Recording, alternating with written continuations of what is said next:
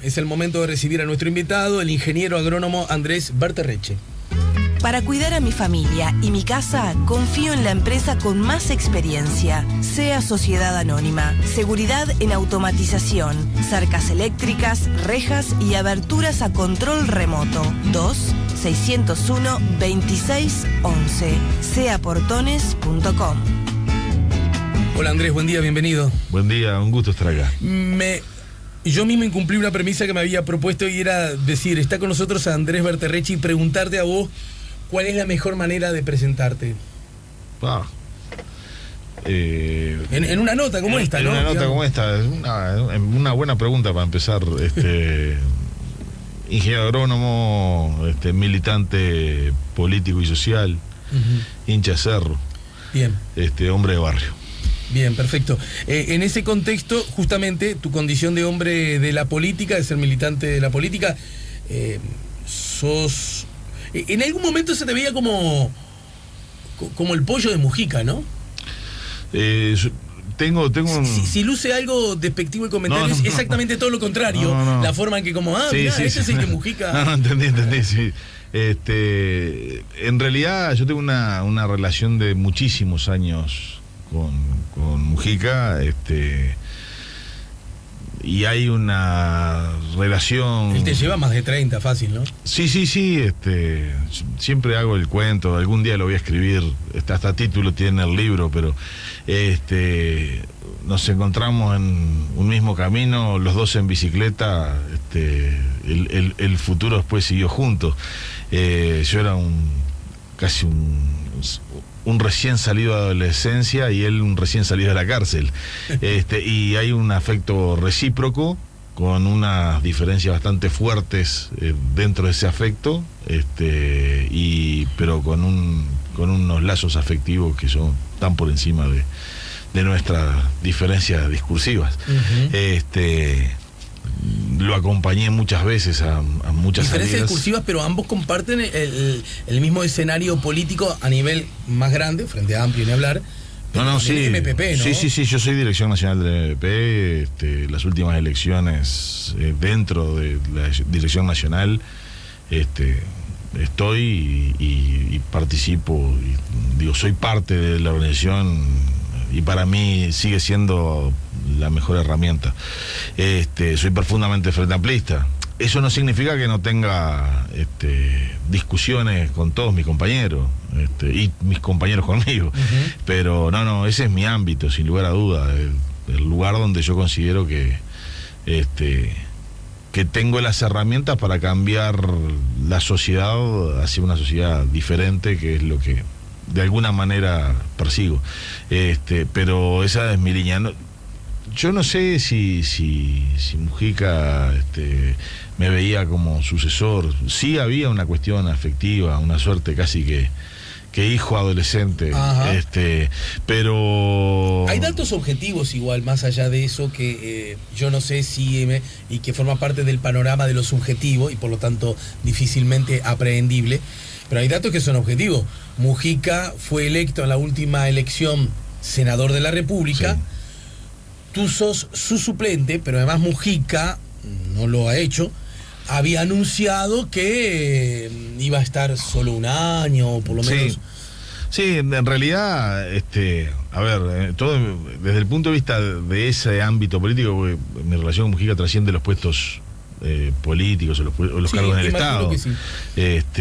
Cuando yo fui a hacer el posgrado a Chile, tengo una maestría en tecnología de la madera.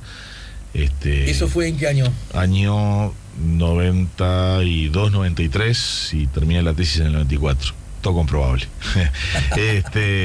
Pero cuando yo fui a Chile, antes de ir a Chile, fui a hablar. Si levantás centro, cabecera. No. No me digas que Lucía vio el título tuyo. No lo vio. Pero es todo comprobable. Antes de ir, yo fui a hablar con él. Yo en ese momento militaba, además del MVP y además del Frente Amplio, militaba en el MLN y me pareció, fui a hablar algo, no para que me diera permiso, sí para que me diera un consejo si era correcta la la decisión que había tomado. Es decir, la relación mía con Mujica es trasciende lo político. O sea que lo de la madera, ya que estamos tirando el chico lejos para adelante y para atrás, ¿no? Sí. Lo de la madera y una especialización académica en ese sentido. Sí, sí. ¿Vos que la orejeabas de lejos como algo que podía ser importante? No, es una historia, ahí sí que nos vamos, y se nos va a ir el programa. Yo soy un ser urbano con aspiraciones de rural, entonces una cuestión bastante rara y que me llevó a aprender muchísimo por eso mismo, porque yo no sabía nada de la parte rural. Después, por vocación y por circunstancias, entré a hacer agronomía, que también es una larga historia, por qué terminé haciendo agronomía. Y dentro de agronomía, tal vez por muchas razones, porque me gustaba todo el tema forestal, me cautiva el monte, es mi perfil más romántico. Me cautiva el monte verdaderamente, y algunos otros elementos, como que no me tenía que separar de aquella novia que hoy es mi mujer hasta el día de hoy. Soy un hombre de costumbre también. Los forestales lo hacíamos mayoritariamente en Montevideo. Solamente teníamos pequeñas salidas. En cambio, los que hacían agrícola ganadera se iban un año para Paysandú. Y a mí me gustaba mucho el tema de la madera. En realidad estaba más enfocado hacia el monte nativo. Mi visión era casi que de guardaparque, y sobre todo en estudios vinculados a la ecología más científica, más ecología cuantitativa, ese tipo de cosas. Mi tesis, de hecho, fue en eso. Fue una tesis sobre ecología cuantitativa de la vegetación en el Parque Nacional San Miguel. Después la vida me fue llevando por otros caminos en el tema forestal y terminé en la tecnología de la madera, que es como la antítesis. Yo hacía el chiste de si no me permiten conservarla, la destruiré. Pero en realidad, cuando fui a Chile a estudiar eso, si bien todos mis compañeros estaban trabajando, yo había sido gremialista en facultad, se había dado alguna situación complicada y no me llamaban ni para el test psicológico. Entonces me fui a estudiar un posgrado, un poco para tratar de hacer diferencia. Y bueno, a partir de eso sí, pude empezar a trabajar, muy gracioso, porque además fui a estudiar tecnología de la madera y cuando volví a Uruguay una empresa se acercó para darme un cargo en la parte de vivero, que no tenía ni había aprendido nada nuevo en el exterior. Avisado antes, eso. No, pero me dediqué mucho a eso, me encanta. ¿Y hoy día de qué vivís, por ejemplo? Hoy, está buena la pregunta también. En realidad, el trabajo fuerte, y me da mucho orgullo decirlo, es en el sistema cooperativo, porque yo soy el coordinador de la Federación de Cooperativas de Producción del Uruguay. Cooperativas de trabajo, no son cooperativas agrarias, parece un poco raro, pero yo estoy ahí entre FUNSA, los taxímetros, las cooperativas de ingenieros, las cooperativas de velas, hay de todo. ¿Cuál es tu rol allí? Soy el coordinador, una suerte del que gerencia una gremial de segundo grado, una cooperativa de segundo grado. Citando otra vez a José Mujica, ¿son formas de prenderles velitas al socialismo? Sin lugar a dudas. Por aquello, ¿no? De las empresas sin lugar los trabajadores. Sin lugar a dudas, y además por lo que uno descubre en ese mundo, es una alternativa a la visión hegemónica. Desde lo político uno puede cambiar. Ahora, yo no me resigno, como individuo no me resigno a administrar el capitalismo, a administrar un capitalismo humano. No me resigno a eso, no quiero eso. Es curioso porque, hablando otra vez de José Mujica, fue el que dijo reivindicar el capitalismo en serio, para en todo caso son etapas, sí. Planteado como etapa. Ahora, si tengo esa visión, si yo miro políticamente profunda, desde el punto de vista profundo de la política, ¿no? Las dos visiones que hay y desde la visión más gramsciana sobre hegemonía y contrahegemonía. Gramsci, que fue citado el otro día. También por el amigo Serrano Abella, muy gramsciano, muy marxista. Pero si me planteo una visión contrahegemónica, hay dos dos formas de hacerlo. Uno es el peso de las empresas del Estado que se gestionen desde una visión del Estado y colectiva bien, y la economía social y solidaria, por llamarla de alguna manera, pero fundamentalmente el cooperativismo como una respuesta a un sector hegemónico de la economía, que es el capitalismo. En donde la iniciativa privada justamente es el protagonista de la iniciativa. Claro. Sí, digamos, sí. Como en contraposición con eso, para entenderte, no para cuestionarte. No, pero fundamentalmente donde hay una forma de relación entre el trabajo y lo que se produce y lo que se genera diferente que en el capitalismo normal, ¿no? Hablando de capitalismo normal, y solo a los efectos de un título para irnos a la tanda, y al regreso tratan de entender el momento que está viviendo Uruguay, con especial hincapié en la producción agropecuaria y sus hombres y mujeres, ¿verdad? Que es lo que está en debate hace ya unas cuantas semanas acá en Uruguay, y para conocer uno de los tantos relatos que sobre el asunto se están haciendo. Igual te pregunto, el capitalismo, ya en un marco más ideológico, histórico ideológico, el capitalismo en todo caso a la humanidad hasta el momento es lo mejor que le ha pasado, ¿no? No lo sé. Ajá. No sé si es lo mejor. Se entiende pero que mejor que la esclavitud, que el feudalismo. No, pero evidente, pero esos son procesos históricos lógicos que se dan. Yo no creo en las visiones mecánicas de la historia, ¿no? Pero hay algunas cosas que sí, que hay desarrollos humanos. Yo le pongo varias fichas al hombre, ¿ah? Yo no estoy en la decepción de esa clase media que está horrible, toda la humanidad, un poco... Sí, el discurso apocalíptico. Sí, el Armagedón, no. Yo creo que el hombre ha venido mejorando. Dicho acá, lo puedo citar porque lo dijo frente al micrófono, una cosa que a mí me gusta, yo comparto, y no sé si te genera alguna urticaria, pero a lo mejor también lo compartís vos también, y es que seduce mucho la utopía regresiva, ¿no? La idea sí. de que en el antes hubo cosas maravillosas.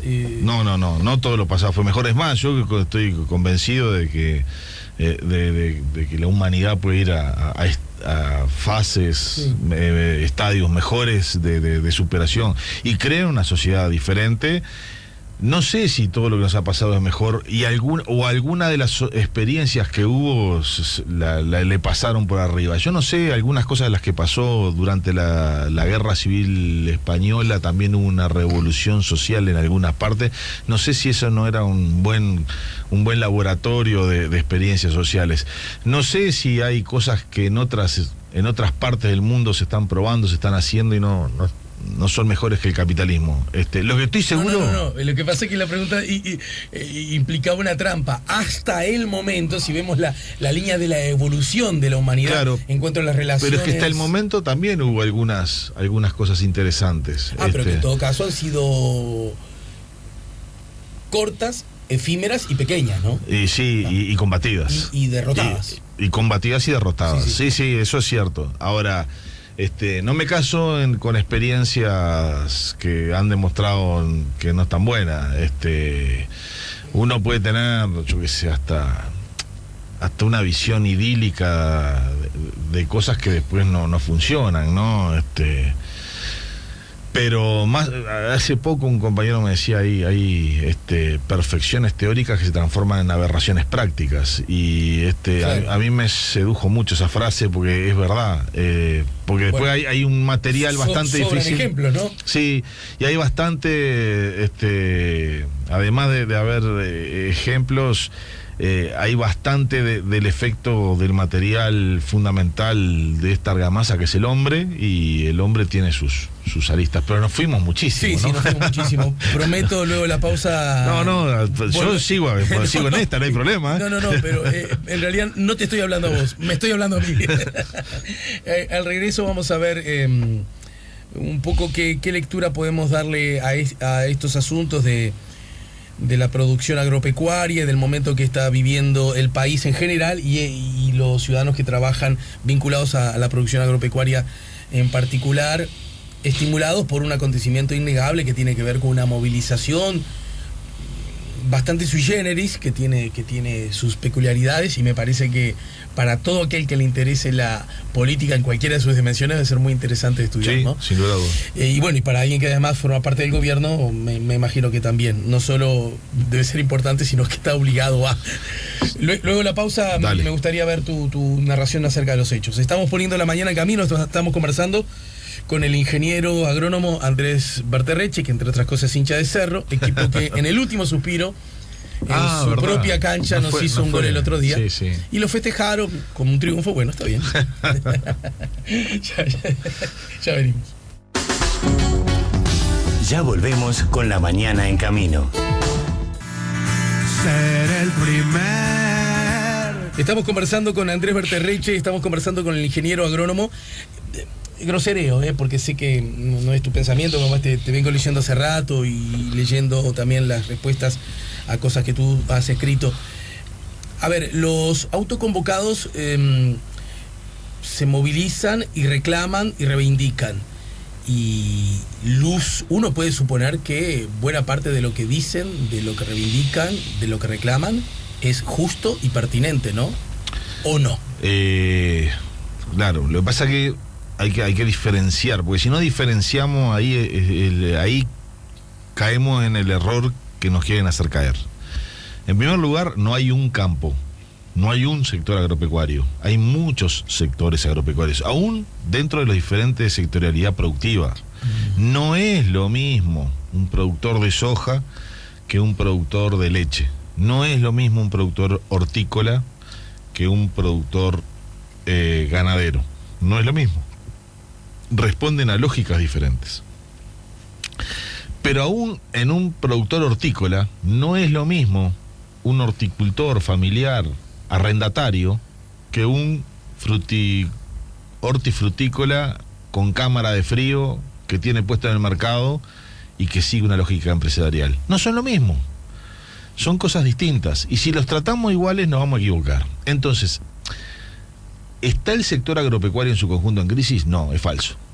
No, es falso, pero falso por los propios sectores que más vanguardizan la discusión. No les está yendo mal. Le está yendo mal a algunos sectores en particular, la lechería, el arroz, algo de la hortifruticultura, además por razones... ¿Ahí le está yendo mal aplica para el grande y para el chico, o para el más débil? Al sector en general, pero no es lo mismo tampoco por el tema de las espaldas. Y voy a hacer una anécdota. En el 2015 ya había una crisis profunda en la lechería, pero sobre todo había una cuenca, la de Salto, que le estaban arrancando la cabeza la multinacional que no es una cooperativa nacional, sino que es una multinacional que le compraba la leche para procesarla. Indulaxa, perteneciente al grupo Lactalis. Fuimos hasta allá con un compañero de un diputado. Estuvimos reunidos con los productores. En ese momento a los productores de Conaprole le pagaban 8 pesos al litro de leche. Y a los productores de Indulaxa le pagaban 5 pesos. Con 8 pesos los productores ya estaban en rojo. Y con 5 estaban muriendo. Se me acerca uno y dice, mire que yo tengo esperanza igual. Estoy vendiendo las vacas en ordeña. Le digo, pero se está quedando... No, pero no estoy vendiendo las vaquillonas. Es decir, él lo que se quería quedar era con el ejército de reserva, con las próximas generaciones. Él le apostaba ficha a su sector, aún en esa crisis y aún en esa condición absolutamente desigual e inequitativa de la multinacional con lo que le pagaba. Le digo, ¿y a quién le vende? Porque sería espantoso que años de genética, litros de leche en ordeñe terminaran en un frigorífico, en una hamburguesa, ¿no? No, a otro productor. Entonces yo ahí dije, al sector le está yendo mal, pero no a todos los productores le está yendo mal. Porque el hombre no lo vendió a un frigorífico, lo vendió a otro productor lechero, del mismo sector que estaba en problemas, y que podía comprar. La diferencia entre uno y otro es que uno... también era víctima, a ver si te sigo, de la injusticia a la que le pagaban 5 pesos también a ese más grande. Sí, no sé si era de los que le pagan 5 pesos o de los que le pagan 8 pesos, pero lo que seguro que tenía más espalda que a este. Por eso digo, hay sectores que pasaron complicado, y la lechería pasó 3 años de una crisis profunda, larga y con precios bajísimos y sin demasiadas posibilidades además. La lechería vinculada había generado un fondo de estabilización que estaba previsto para 1 año de precios bajos. Fueron 3 años de precios bajos. Eso en el caso de Conaprole. En las otras ni siquiera había. Yo entiendo lo que decís porque lo decís con claridad y además me parece porque tiene que ver con cualquier mente más o menos abierta y dispuesto a tener una visión crítica sobre las cosas. Cualquiera uno puede entender que los dos somos futboleros, ¿no? Uno puede decir, el fútbol uruguayo está en crisis, sí, probablemente, o con problemas, ¿no? Eso que escuchamos siempre. Pero Cavani y Suárez no están en crisis. O la realidad de tal equipo no es la misma que la de tal otro, la que tiene más masas. Eso se entiende. Aún así, y yendo específicamente a los que tú sí admitís, por ejemplo, en la lechería, los más frágiles, los que tienen menos espalda, que la vienen pasando mal desde hace un ratito ya. Sí, ¿no? sí. Entonces, esa gente, uno tiene la sensación que no solo tiene derecho a patalear, sino que también tiene derecho a decepcionarse porque, por lo visto, los gobernantes, y ahí entras vos en la foto, directa o indirectamente, han atendido o poco, o mal, o tarde, o las 3 cosas a la vez, esa situación. Y llegamos a este, de algún modo, desborde amplificado. No es del todo así. De hecho, hubo derecho al pataleo y ese pataleo se vio en las circunstancias donde se deben de ver, dentro del relacionamiento gobierno-organizaciones. En el Consejo de Ministros que se hizo allá en Florida, el último consejo, pero no en Florida, ciudad, sino donde fue el Ceibal, donde fue, que después se llamó, bueno, no importa. Sí, Departamento Florida. En el Departamento Florida, Cardal, el Consejo de Ministros Cardal, hubo todo y estoy hablando de principios del 2017, hubo toda una manifestación de productores que el presidente de la República se bajó del auto lloviendo y se fue a hablar con ellos. Pataleo, derecho al pataleo y orejas al pataleo. Mayo del 2017. Debe haber sido por ahí, sí.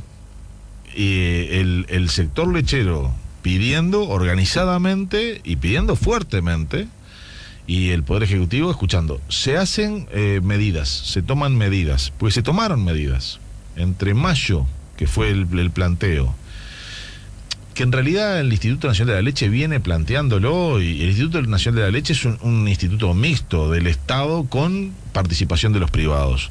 Se plantea medidas, y algunas medidas se toman.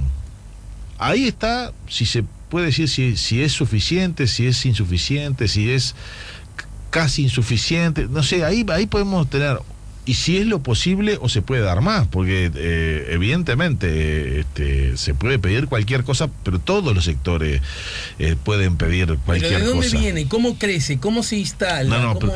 yo me estoy refiriendo al sector lechero por el análisis que vos hiciste, ¿tá? Entonces, lo que pasó después no tiene que ver exactamente, si bien había lecheros metidos ahí, no tiene que ver exactamente con la crisis de la lechería, tiene que ver con otro, tiene que ver con situaciones de rentabilidad baja, pero nunca fue muy alta la rentabilidad de la ganadería, con una producción de invierno mala en la parte de cereales, porque no hubo casi invierno. Lo bien que le fue a la ganadería fue lo mal que le fueron a los productores de trigo y cebada, que muchas veces son empresas chicas, pero la mayoría son empresas bastante grandes, con lógicas netamente capitalistas.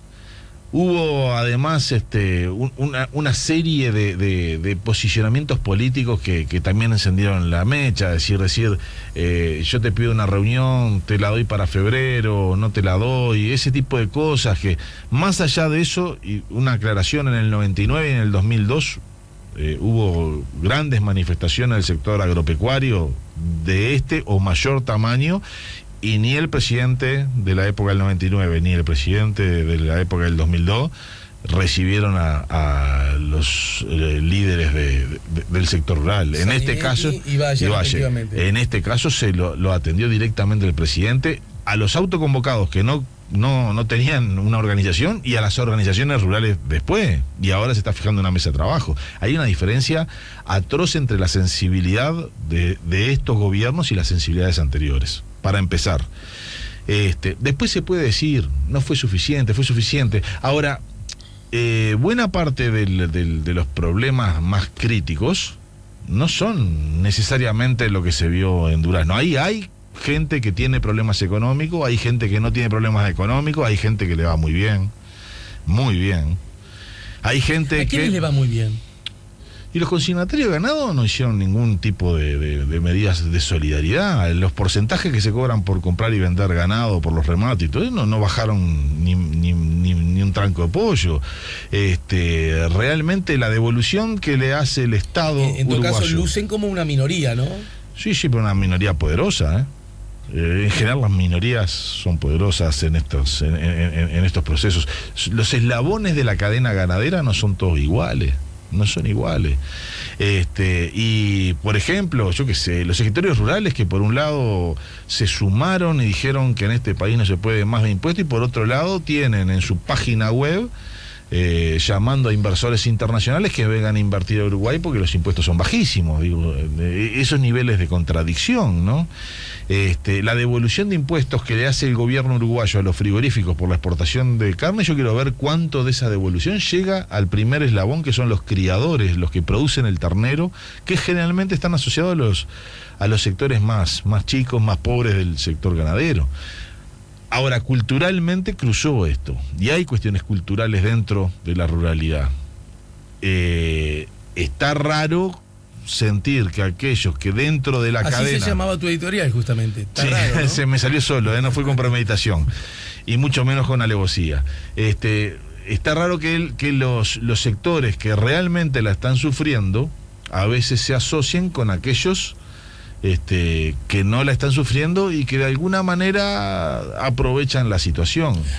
Cuando planteamos esto dicen, esos son discursos divisionistas. No, es un análisis objetivo de la realidad. A mí, si me apuran, vos lo que hiciste en el marco de todos estos acontecimientos es introducir dos asuntos que por lo menos yo no los tenía en tanta consideración. Uno, hablar de estos asuntos sin hablar de el alquiler de la tierra, ¿no? Sí. Yo como soy ciudadano le llamo alquiler. Está perfecto. No, pues eso, para que sí. ¿no? Yo alquilo donde vivo, yo alquilo donde trabajo, y vivo en general también, ¿no? En el caso del como un insumo de mucha importancia y que para vos misteriosamente no estaba siendo aludido.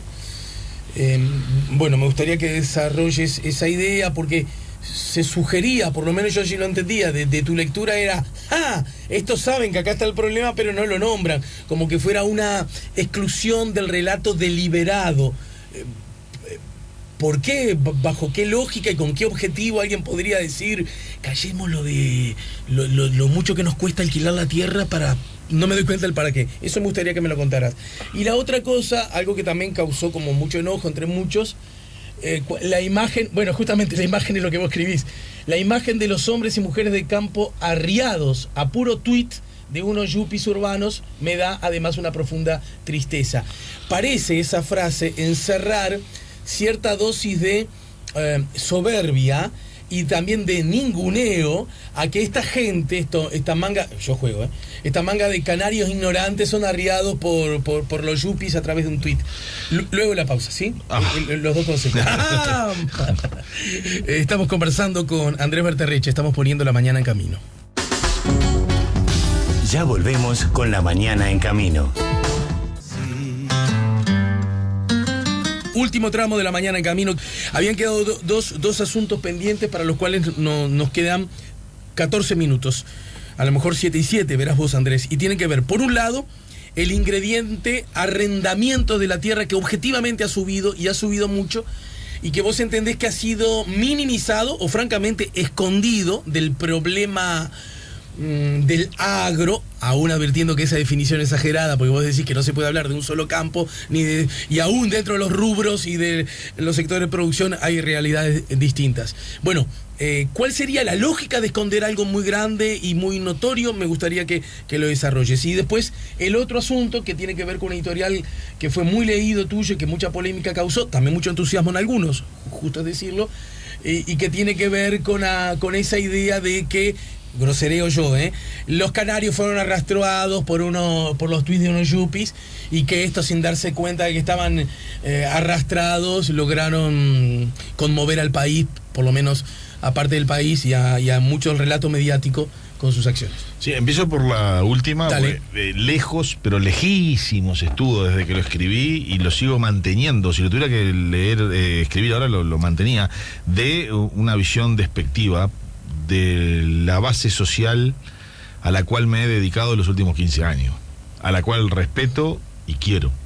Y yo dije, yo soy un producto urbano con aspiraciones de rural, pero durante muchísimos años he ido con lo que afuera se llama el mono, que es un equipaje y un sobredormir, a dormir a donde caiga, y con los con donde caiga literalmente, digamos. Sí. Cuando yo entregaba las tierras y se hacía alguna entrega más de homenaje a los colonos, la noche anterior me iba a pasar con los paisanos, no me iba a quedar al hotel más cerca del pueblo más cerca. Y eso hasta lo puede confirmar Serrano Abella, que a él le asombraba que yo me hubiera quedado cuando se inauguró la colonia Maestro Solar. Me fui a quedar con los peones. Eso en tu condición de presidente del Instituto de Colonización. Claro. Yo me iba con un sobredormir y dormía en un galpón. Fue el anterior gobierno, ¿no es cierto? Sí. Entonces lejísimo está, porque yo admiro al trabajador rural y admiro al productor familiar. Lejos está, pará, déjame terminar, porque el punto ese después fue usado en el sentido que vos decís, pero bien lejos. Yo lo que estaba pegando era un grito de alerta. No es que fueran unos giles, no son ningunos giles. Es más, a mí me enseñaron muchísimas cosas. Ahora, que había posicionamientos desde las redes como los describo ahí, sin lugar a duda también. Y tengo documentos sobre eso. Tengo realidad. Después prendió la mecha por otros motivos, por muchísimos motivos. Y después yo creo que la mecha también se fue un poco apagando, y de hecho lo que está pasando hoy es que de aquellas cosas que se decían a principio de enero ya no queda casi nada, y queda una mesa de trabajo y una reacción del Poder Ejecutivo que también movió sus fichas para atender una situación, y eso no le quita mérito, eso le da más mérito de ser sensible, de poner oreja y de estar atento a los reclamos. Cosa que, como dije, antes no se hizo. No hubo ningún presidente en las otras dos crisis que atendiera a los rurales. En esta vuelta sí. Y además hicieron medidas. Porque acá no se trata de no perder ninguna huelga, como dijo algún presidente. Acá se trata de y administrar los dineros públicos de la mejor manera. Vayamos pues a la segunda, que es tal vez la más importante. Ya voy, pero permitime. Porque déjame los 7 minutos por lo menos, porque esa es más larga y más importante. Pocas cosas, igual no usaste los 7 para esta. Pocas cosas se pueden lograr para el sector agropecuario detrás de esta realidad.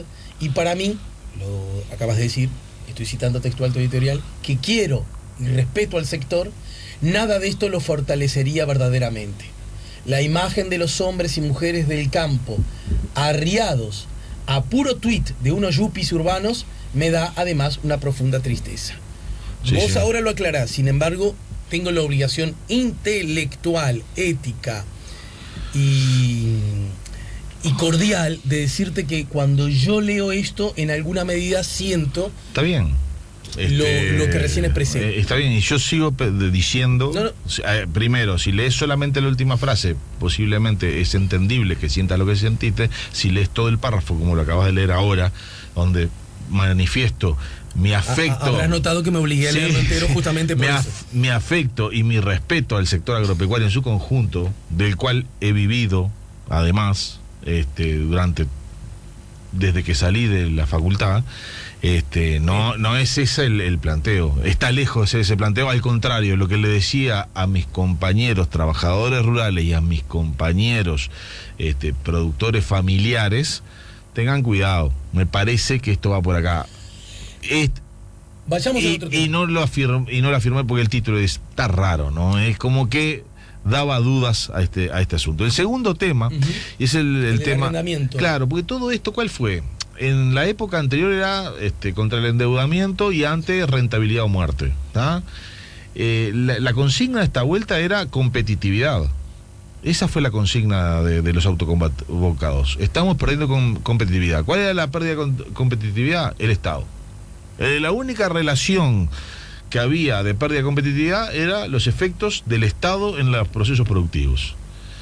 Y a mí me parecía, también está en el artículo, profundamente, por lo menos, parcial y muy parcial. Porque en una cadena productiva y en un sector hay muchísimas otras cosas que nos estaban tocando. Uno de ellos, que también lo establezco, es la innovación y los procesos de mejoramiento tecnológico. Y eso no se tocó, en todo este momento no se habló de eso, y me parece que estaría bueno hablarlo. Y otro es los costos privados de la cadena productiva. Y son importantísimos. Yo no escuché a ningún productor decir: bajen el costo de los herbicidas, bajen el costo de los productos que nosotros utilizamos, bajen. Inciden tanto como pero para que inciden ser una... A ver, inciden. El costo de la tierra, que también es un costo privado, es 3 veces el costo del Estado. 3 veces, 2 veces y media el costo del Estado. Se ha dicho que tampoco afecta a toda la producción. No y sí. No, y desde el punto de vista es una trampa, y una trampa que no es por ignorancia. ¿Ah? ¿Por qué? Primero, a ver, en el sector arrocero, uno de los sectores que más se pusieron como bandera, y el 80% de la tierra y del agua son arrendadas. No podría ser de otra manera, además, porque tiene que ver, acaso está bien. Si no soy la ciudad, yo soy recontra de la ciudad. Tiene que ver, según lo que he leído, porque es inevitable, porque tienen que ir rotando. Sí, pues, y por suerte es así, porque además tiene una visión mucho más conservacionista de la producción que hacer arroz. Pero es un hecho, sí, el 80%. Había cerca de un 50% en la agricultura de secano, un 50% en la lechería, el 50%, que es el sector. Gente, ¿cuánto le subió a arrendar, a alquilar la tierra?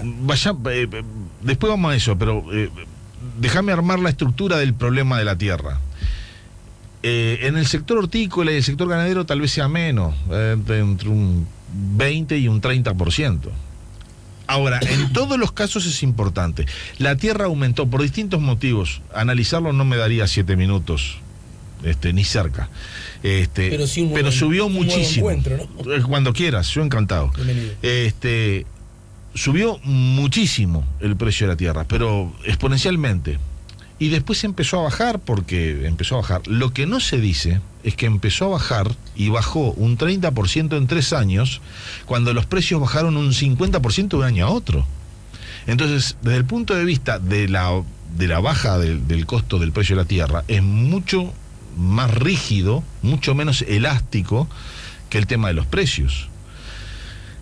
Y se bajó mucha otra cosa, porque de hecho a la lechería, que es una cosa que me quedó, porque parece como que con la lechería no se hizo nada, y la lechería se hicieron muchas cosas. El precio de la leche aumentó para darle un fondo a los lecheros, y está bien que así sea, pero no se puede decir que no se hizo. Eso es lo que está mal. El Estado hizo cosas. ¿Pero fue suficiente eso? Eso es parte de la discusión. Yo creo que podrían haberse hecho más cosas. Yo sí creo. Yo no manejo todas las cuentas públicas. Manejo sí cosas que me parece que se podrían haber hecho. Pero más allá de eso, fue mucho más rápido la reacción del Estado que la reacción de los dueños de la tierra. Y alguien me puede decir, bueno, pero eso afecta a algunos, no a todos. Y no es cierto. Tampoco es cierto. Porque cuando uno hace la rentabilidad, la hace metiendo en la fórmula de cálculo de la rentabilidad el costo de dejar de hacer cosas. Se llama costo de oportunidad. Es decir, ¿cuánto pierdo yo por no arrendar la tierra? Y ahí veo si lo que hice es más rentable que irme para la ciudad y arrendársela a otro. Y eso está metido en la fórmula de competitividad. Y el problema es que una de las, además sobre todo las posiciones menos pulidas, por no darle otro calificativo, se quejaba mucho del Estado, que el Estado le daba mucho dinero a gente que no hacía nada, Sí. de los dineros públicos que les cobraban de los que trabajan. Ese es un leitmotiv de la derecha nacional, ¿no? Los planes sociales, se le da a los atorrantes, a los vagos, a los que no hacen nada, se les saca a los que trabajan y se le da. Ahora, ¿cuánto se le sacó a los que trabajan en la producción agropecuaria y se le dio a los que no hacen nada, que simplemente por distintos motivos son dueños de la tierra, pero no hacen nada? La transferencia social que hubo en el arrendamiento de la tierra es enorme. Insisto, el costo de la producción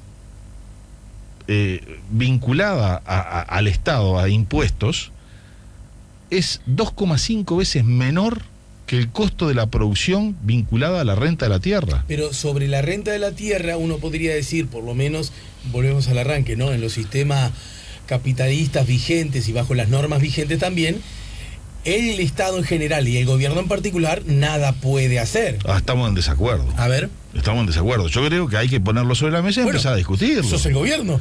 No, yo soy parte de una organización política. Pero, dale, recojo el guante. Si vos me decís, si yo tengo un problema, que es lo que me cobra el dueño de la tierra por alquilársela, y yo digo, lo que pasa es que este es el dueño de la tierra y por el precio, juego, ¿no? Él es el dueño, eso está intocado, juego en todo, y además por el precio que quiera. Bueno, le voy a reclamar al que puede modificarme cosas, que es el Estado y el gobierno en particular, que puede cobrarme la UTE más barata, que puede cobrarme el gasoil más barato, que puede darme... Y puede intervenir también. Puede intervenir en relaciones de privados. Bueno, entonces recojo el guante. ¿No lo han hecho? No es cierto.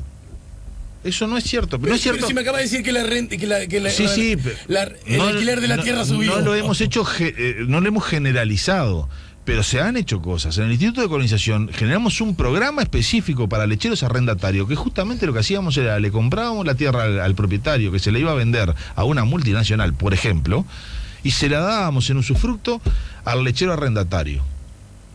¿Ah? Y se la dábamos a un valor de renta menor del que pagaba. ¿Sabés una cosa? No luce como un gesto que haya movido mucho la aguja, no, porque coincidimos. Pero las posibilidades que tenemos son las posibilidades que tenemos. A mí me encantaría que toda la tierra estuviera en manos del Instituto Nacional de Colonización. Te lo digo de la verdad, me encantaría. Y que se lo dieran a la gente que trabaja y que la propiedad de la tierra no fuera del que la trabaja, sino que la propiedad fuera de toda la sociedad y el usufructo del que la trabaja. ¿Ah? Que esa es la mejor manera de la relación de producción con la tierra. Porque ¿sabés qué pasó? A los que le compramos la tierra y se la dimos en usufructo, sí, a los arrendatarios que antes eran arrendatarios, automáticamente, solamente por la tranquilidad y la estabilidad, y subieron entre un 30 y un 50% su capacidad de producir. Ahora, entonces, estas cosas son las que tenemos que poner encima de la mesa. Podemos siquiera... Vos me preguntabas, ¿y por qué no se discute? Y no se discute porque las relaciones de poder son diferentes. Pero justamente, y en esto... ¿Por qué no se discute una radio chica cuánto le toca de la propaganda oficial con los canales de televisión? Mirá, que después se agarran y dicen que están de acuerdo con los productores que dicen que no quieren más publicidad. Una contradicción atrás de otra. Y podemos incidir, y se puede incidir. La política es un juego de intereses donde ganan los que acumulan más. ¿Ah? Y esto también es parte del análisis que se dio en este verano. Nosotros, para incidir en estas cosas, tenemos que ser más. Y tienen que haber productores familiares que también peleen porque porque el gasoil les baje, como les acaba de bajar. Porque hoy entró la ley y se va a aprobar. Pero además también para que la renta, si hay una situación de emergencia, por ejemplo, por lo menos, se la puedan bajar a lo que cobra el Instituto Nacional de Colonización, que es el 50% del precio de la renta de mercado. El Frente Amplio, para terminar, el Frente Amplio lleva 3 elecciones ganadas consecutivamente. Y objetivamente tiene chances de ganar la cuarta. También de perderla, Wilco. Sí. Es obvio, ¿no? Pero no es que está fuera de la charla, ni mucho menos. Sin embargo, esas victorias, todas han sido, incluso la más amplia, la del 2004, han sido por márgenes pequeños, sí, ¿no es cierto? Que le han dado mayoría parlamentaria, pero pequeños al fin. Los analistas en general coinciden que esas victorias, y muy probablemente la última, más que ninguna, se haya consolidado en el interior del país. ¿Estamos de acuerdo? Con un gesto que electoralmente, incluso inicialmente, no se entendía mucho, que era el de Tabaré Vázquez, yendo, visitando, toda aquella movida. Sí, la hice toda. La hice toda. Me tocó hacer la campaña por el MVP siguiendo estoy lloviendo sobre mojado. Entonces, la pregunta es: hechos como los que estamos protagonizando, reclamos como los que estamos protagonizando, energías como las que estamos viendo, a mí me da la sensación que pueden modificar un poco el entusiasmo electoral de parte del público del interior. Ya sé que groserío cuando hablo del interior como sinónimo de productores, y que puedan hacer peligrar, porque es muy parejo todo, la próxima victoria electoral del frente, ¿no? Pleno conflicto del agro. Había 50, inicio del conflicto del agro, 50 autoconvocados en Paysandú, celebrando los 70 y pico de años del instituto, los 70 años del Instituto de Colonización en Río Negro. Había 250 familias de colonos reivindicando las políticas de colonización. Guarda con las visiones como se dan en determinados ámbitos. ¿Qué quiere decir? Que ahí no estaban todos entonces en esta... Pero por supuesto que no. Por supuesto no estaban. De hecho no estaban. Hay 46.000 productores agropecuarios, y podríamos llegar a decir que había 10.000, 15.000 personas en el 23 en Durazno, y había de todo. Había muchos que no tenían que ver directamente con la producción. Pero, y hay productores que saben por dónde viene. Los productores de Salto, horticultores de Salto, se opusieron. Pero no se opusieron. Y ahí está lo que yo definía también en el artículo. Hacer políticas generalistas para cosas que son diferentes es harto peligroso y además harto injusto. Por ejemplo, si hubiéramos caído en los 36 pesos del dólar, además de jorobar a todo el resto de la sociedad, jorobar a los enfermos crónicos que tienen que importar cosas como los diabéticos, la gente que importa medicamentos, además de jorobar a todo el mundo, íbamos a jorobar a buena parte del sector agropecuario, porque los productores hortifrutícola venden en un mercado interno que ante una inflación se iba a restringir y todos sus insumos son en dólares. Venden en pesos y compran en dólares. Es decir, que un aumento, y ahí se demuestra claramente cómo las visiones generalistas no son para todos iguales. En el documento leído eso del atraso cambiario ya tuvo otro peso, ¿no? Finalmente. Porque era demasiado grosero. Ahí hay muchas groserías en estas cosas, pero vamos a adjudicárselas a gente que está un poco pasada de horno, y no a los movimientos, pues si no ahí no podemos discutir nada. Y convengamos que cualquiera, en cualquier circunstancia, sí, tiene derecho a radicalizarse un poco también. Sí, y se plantea... Tiene derecho siempre y cuando no atente contra los demás de forma grosera. No, lo quiero decir porque... Cuando a mí cuando un representante con un cargo político llama a que corra sangre, y si es posible no la de él, además, la de otros... Estás hablando del director de Cultura de la Intendencia de Durazno. Eso para mí no es admisible. No tiene la más mínima admisibilidad. No puede ser admisible. No sentí que pudo haber sido una metáfora. No, pero además esa metáfora es profundamente equivocada. Si mi metáfora a vos te hizo sentir un poquito de ruido, esa es muy complicada. Sí. Bueno, estamos... Lo que pasa es que ahora estoy conversando con vos. No, ya sé. No estamos en una cancha de fútbol. No, es más. Voy más allá. En una cancha de fútbol, porque unos muchachos hicieron un chiste de mal gusto. De muy mal gusto. De una tragedia horrenda. Se está manejando la posibilidad de que no puedan volver al fútbol a ninguna cancha. ¿Se entiende? Sí, claro. Y a nivel del sistema político, un jerarca, una intendencia dice además, en una situación en que lo que había que llamar, todo el mundo debía de llamar, era a una mesa de negociación, no a una mesa de confrontación.